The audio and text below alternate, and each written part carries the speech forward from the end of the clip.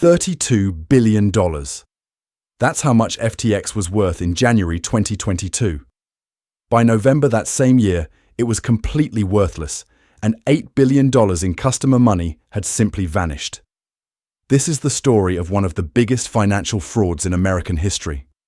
Sam Bankman-Fried didn't look like a criminal mastermind. Messy hair, cargo shorts, driving a beat-up Toyota Corolla despite being worth $16 billion. He preached effective altruism, talked about saving the world, and convinced everyone from Tiger Global to the Ontario Teachers' Pension Plan to pour money into his crypto exchange. FTX became the third largest cryptocurrency exchange by volume. Over 1 million users trusted it with their money. Big mistake. Here's what actually happened. Bankman-Fried launched FTX in 2019, but he already owned another company called Alameda Research, a trading firm he'd started earlier. Two separate businesses, right? Wrong.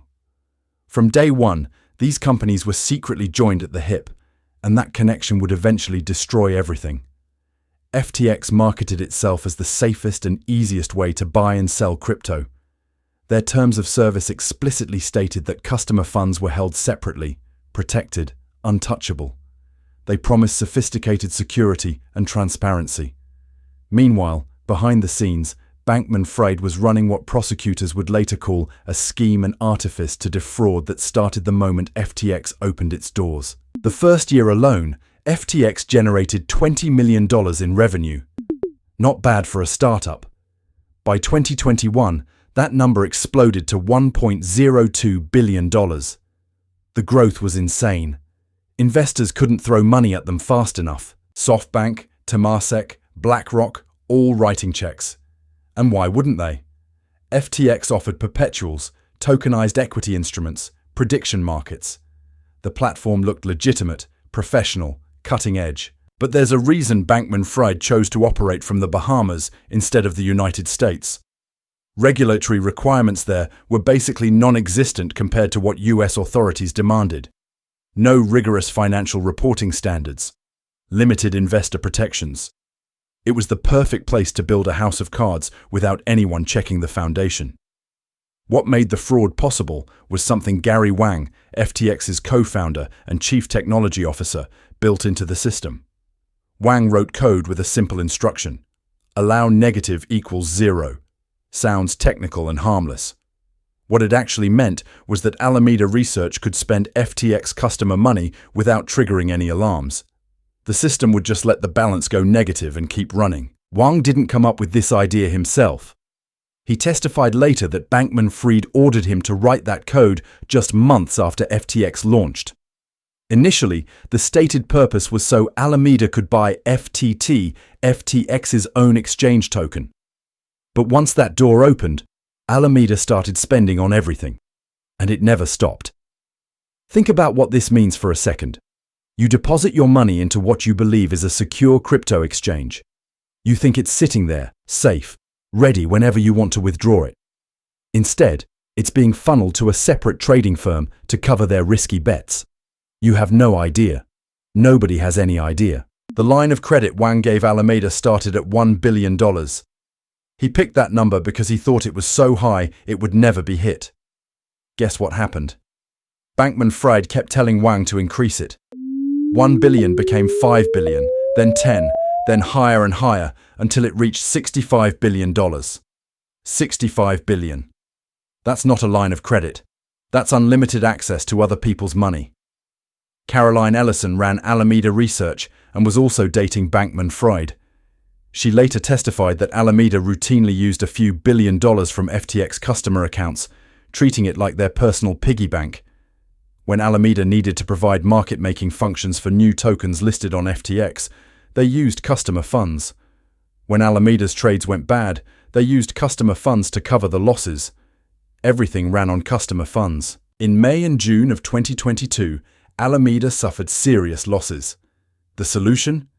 FTX lent them more than half of all customer deposits. Bankman-Fried himself later called this a poor judgment call, which is like calling the Titanic sinking a minor navigation error. But customers still didn't know. The fraud was working perfectly. FTX kept growing, kept attracting new users, kept generating massive revenue, until one article changed everything. What happened next would unfold so fast that within 9 days, a $32 billion company would be bankrupt and hundreds of thousands of people would be locked out of their accounts, unable to access a single dollar. On November 2nd, 2022, CoinDesk published an article revealing something disturbing. Alameda Research's balance sheet showed they were holding massive amounts of FTT, the token FTX itself had created. The two companies weren't just connected, their finances were completely intertwined, and Alameda looked like it was facing a serious cash crunch. The crypto market noticed immediately. 4 days later, Binance dropped a bombshell. They were selling all their FTT holdings. The price tanked instantly. Panic spread. Within 72 hours, $5 billion in withdrawal requests flooded into FTX. That's when the $8 billion hole became impossible to hide. The entire system was about to implode. Behind the scenes, Bankman-Fried was scrambling. He ordered Alameda to sell everything they could to raise cash. He was on the phone trying to find anyone willing to inject $8 billion to cover the gap. But when you need that much money that quickly, you're already finished. On November 8th, FTX made a decision that sealed their fate. They removed the withdrawal option from the platform entirely. Hundreds of thousands of customers tried to access their money and found they simply couldn't. The money was gone. 3 days later, FTX filed for bankruptcy. Alameda Research filed too. Over 100 affiliated entities went down together. Bankman-Fried resigned. John J. Ray III took over as CEO, and what he found was worse than anyone imagined. The balance sheet was a disaster. $9 billion in liabilities. $900 million in liquid assets. The math didn't even come close to working. Among the so-called less liquid assets FTX was relying on to pay customers back were tokens they had literally just made up. FTT and Serum. Imaginary value propping up real debts. Ray described the operations as completely lacking in security controls, governance, organizational structure. Private keys to move crypto assets were left in unencrypted files. Assets sat in hot wallets connected to the internet, completely unsecured. Business funds had been used to buy employees' homes and luxuries. Federal prosecutors called it one of the biggest financial frauds in American history. They weren't exaggerating. On December 12, 2022, Bankman-Fried was arrested in the Bahamas and extradited to the United States. He faced 7 criminal charges: wire fraud, commodities fraud, securities fraud, money laundering, campaign finance violations. The trial revealed everything. Gary Wang testified about the special code. Caroline Ellison admitted to being one of Bankman-Fried's main accomplices. Nishad Singh confirmed the whole operation ran on lies. All 3 had pleaded guilty and agreed to cooperate. All 3 testified that Bankman-Fried directed them to commit fraud. The jury convicted him on every single count. On March 28, 2024, Judge Lewis Kaplan sentenced him to 25 years in prison and ordered him to forfeit $11 billion. The judge didn't mince words. He said Bankman-Fried showed no remorse and would likely commit more crimes if released earlier. Prosecutors called it unmatched greed and hubris. Caroline Ellison received 2 years despite her cooperation. The judge praised her testimony but said he couldn't give her a free pass when she'd helped steal $8 billion. Customers started getting money back, but here's where it gets complicated. The bankruptcy estate recovered nearly $16 billion through asset sales, including stakes in companies like Anthropic and Robinhood. By early 2026, they'd distributed over $7 billion across multiple rounds.